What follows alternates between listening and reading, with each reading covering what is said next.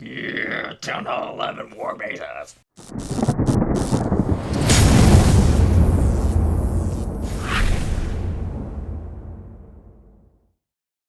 What's shaking, guys? It's Feldy bringing you another Clash of Clans video, and we are in the midst of chaos in America, and I hope you're having fun clashing in the middle of it all.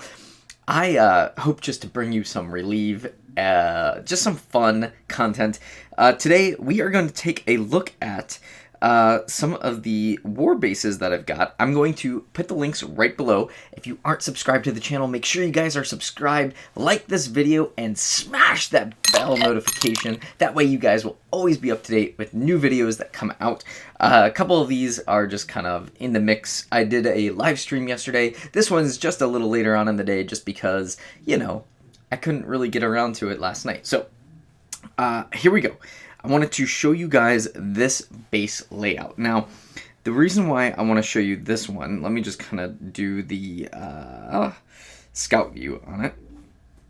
So this one is super powerful in terms of you're going to have the islands with the single target infernos. You're going to have kind of this interior island as well with the Expo and Archer Towers. Now, if you really wanted to, you could set this Archer Tower to short range since it will be, people will be kind of coming at it. But I do like the long range because the fast range isn't fast enough. It's not like an Expo fast. It's just a hair faster than the normal. And I think you really benefit from the range than you do the fast attack. But I do think that you benefit more from a multi-target mortar, and then, which I don't have right now, and then, which is right here, and which that probably needs to be set, and you definitely benefit from a multi-target cannon, which I need to also do, which is over here. Now, I will say, because I have upgraded a whole bunch of things, I am going to just swap these around. That way you guys have those set when the links are below. Alright, so let's kind of talk over this base layout. Essentially, the junk is on the outside, right? You've got all your collectors, you've got some heavy storage units. Well, the heavy storage units are right by some very powerful defenses. Now, keep in mind, you're wanting to have everything kind of spread out. So, you've got 5 wizard towers. There's none up in this area, so it is vulnerable to a bat wave. But what's going to help with that bat wave is going to be your clan castle troops, your 2 archer towers, and your expo. So make sure you guys keep that on lockdown. Now, let's go ahead and actually show you all of it with the Teslas in there and bombs. So with those in there, now you can kind of see the full effect of how this is. You want these walls over here to help protect from wall breakers coming in, wall wreckers. Same with over here. They're going to try to come in at any given point, and this is going to be one of the weak spots that you're going to have. So just be cautious. That's why one of these wizard towers is here, because those troops are going to try to funnel towards that. Same with kind of these cannons on the outside. So I would love to know if you guys utilize this base in war and or for farming, how it actually ends up holding up. I would love to see your war log. We do place this one little tornado trap right here, and that is simply because on the back end, most of the time, people are going to come in on the town hall side to try to get this inferno, and it will swirl them around, and hopefully the inferno can actually take them out. All right. That's kind of the mechanical breakdown of this base. This base is super, super powerful. It's saved me from lots of 3 stars. Basically, they can get a high percentage 2-star if they are Town Hall 11 or Town Hall 12. Town Hall 13, this one's completely wiped out if they are actually pretty good. So let's do photo mode. Let's just kind of show you guys this. There you go. All right, I will get you that one in, and oops, I'm gonna save, and now we're gonna go back over into what my active war base actually is, and I'm just gonna kind of briefly run down this one for you. This one is a trap base. So I wanted to bring you 3 kind of different bases because I think it's really important that you understand the differences between everything. So obviously with this trap base, they're going to try to get the town hall. Now, I basically leave it open for them to get. I don't want to trap it. I don't want to have Teslas and all these other things right there because they're going to throw a ton of resources into it. And when they do that and there's nothing there, they're going to be surprised. So that's one of the 2 scenarios. The other is that they just drop the queen, she goes to town, and then she has to do a queen walk. But there are some heavy storages around here. There are lots and lots of ways that she can get roasty toasty, and that is essentially what ends up happening. This Tesla farm ends up being a really, really brutal piece of the puzzle for this base. What a lot of people try to do is they bring E-Drags over here, but the E-Drags can't always get to those because there are so many other units and they don't all pop up right at once. So the E-Drag tries to get it and then it keeps getting zapped and then it goes bye-bye, right?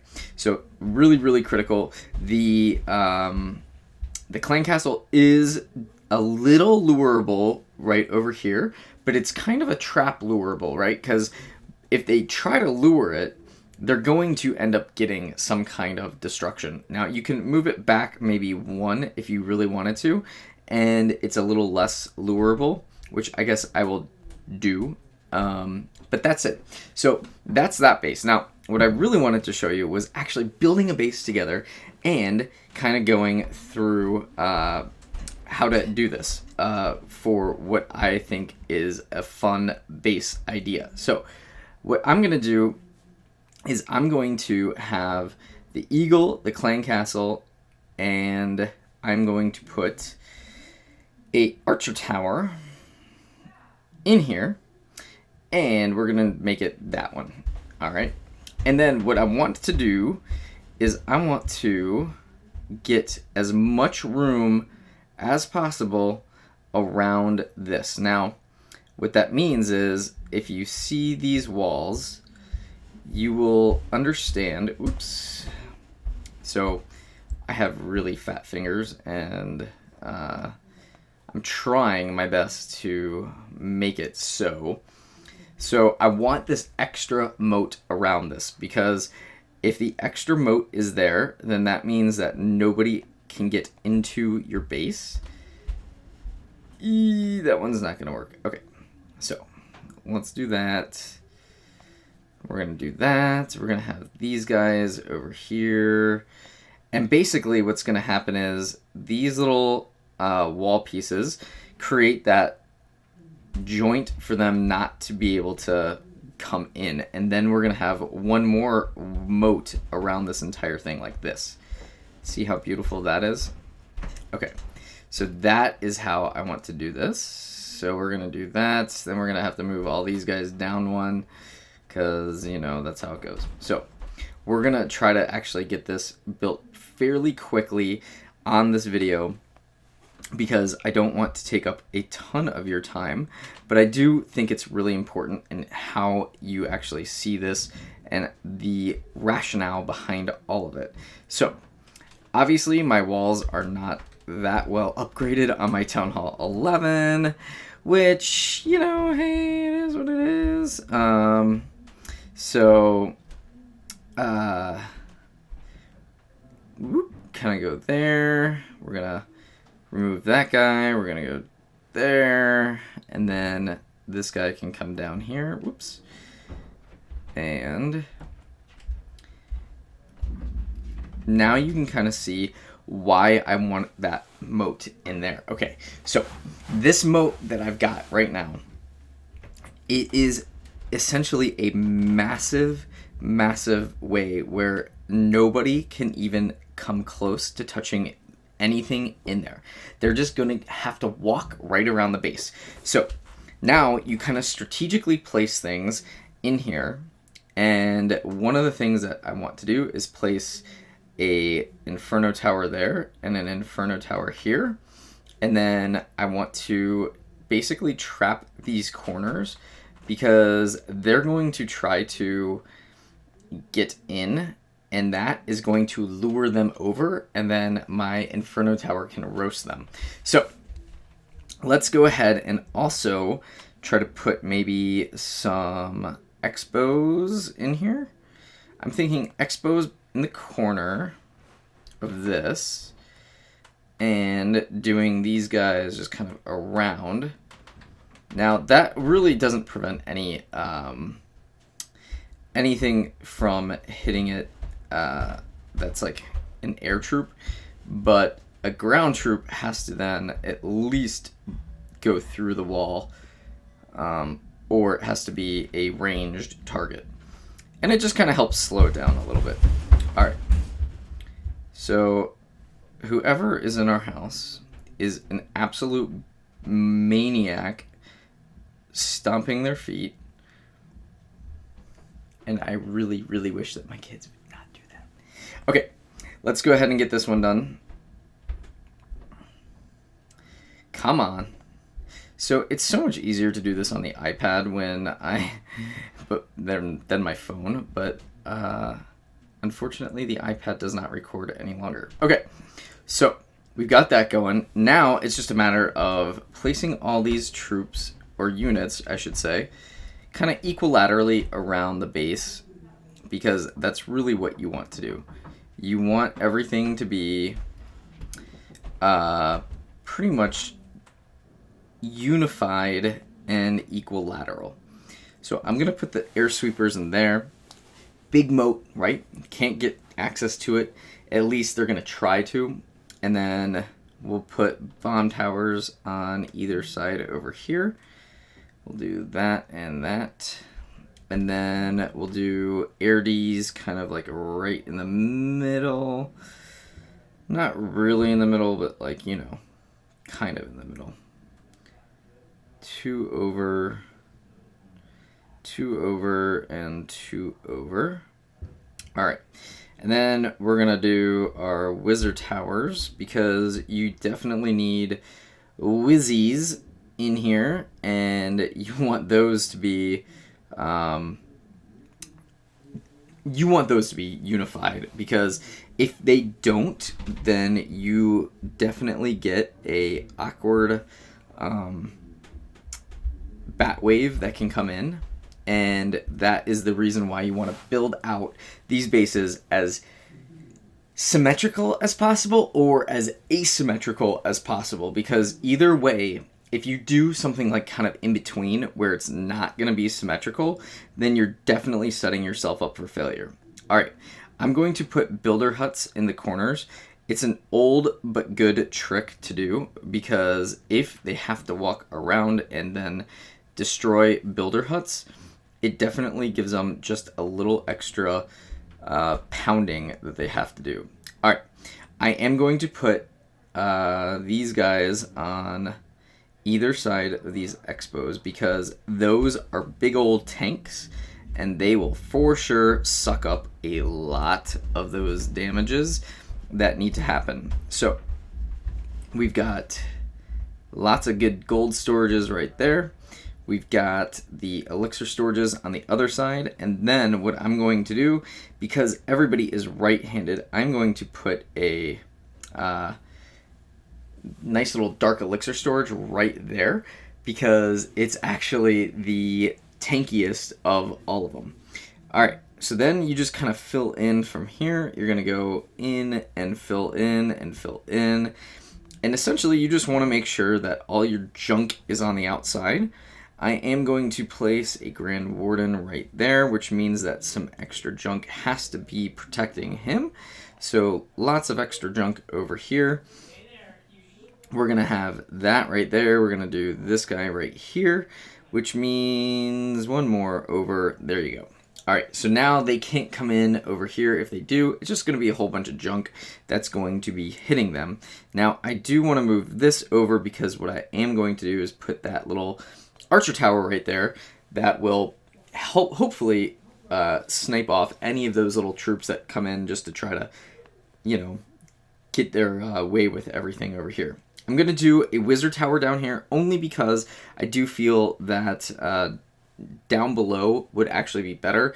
If the troops are going to come in from the right, they're going to circle around. I feel like it might be a better way to handle that.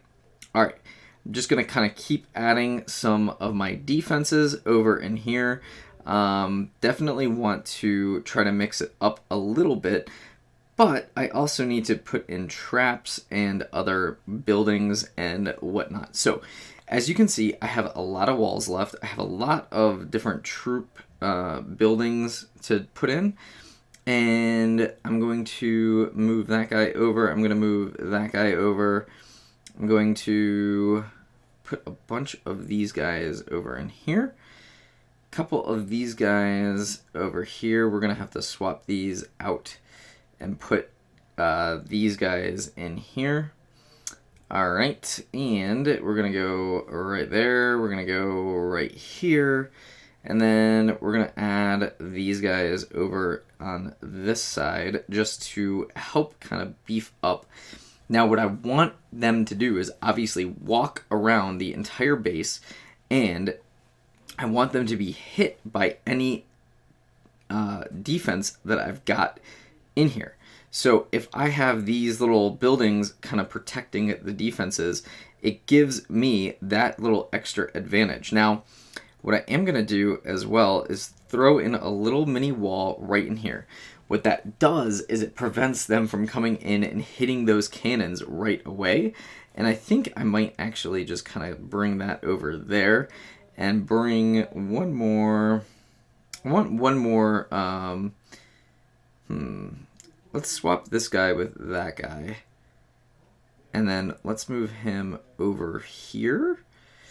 And let's go ahead and put this extra cannon right there. Okay, so it's cannon heavy right over on this side, but it definitely is, come on, a very fortified area. So we're going to bring that wall down there. We're going to have one last little cannon right here. And then we're just going to kind of fill in all the junk along here. So this is going to be kind of how this base functions. It's going to be spread out. It's going to make you try to get all these buildings, but you're going to be attacked by all the defenses that are in there. Now, I still have 105 walls left. I kind of want like a little niche in here, so that way all of my troops can actually have some kind of barrier, but also go in. I don't like these little walls right here, but I do like this little wall section over here. So essentially what I want to try to do is get as much to where troops can kind of come in, and then they can actually then be destroyed by all the different buildings. So tornado trap I'm going to have right here. I definitely need to move my double cannon over here if that tornado trap is going to be there. So then that way the troops can actually, I guess, for lack of a better word, just perish. What I do want to do as well, I have all that open area. I need to probably put one of these guys over here. I know I just talked about having that area open because of the right-handed players, but I do think that that should work out quite well. I will then put just another little mini wall in here.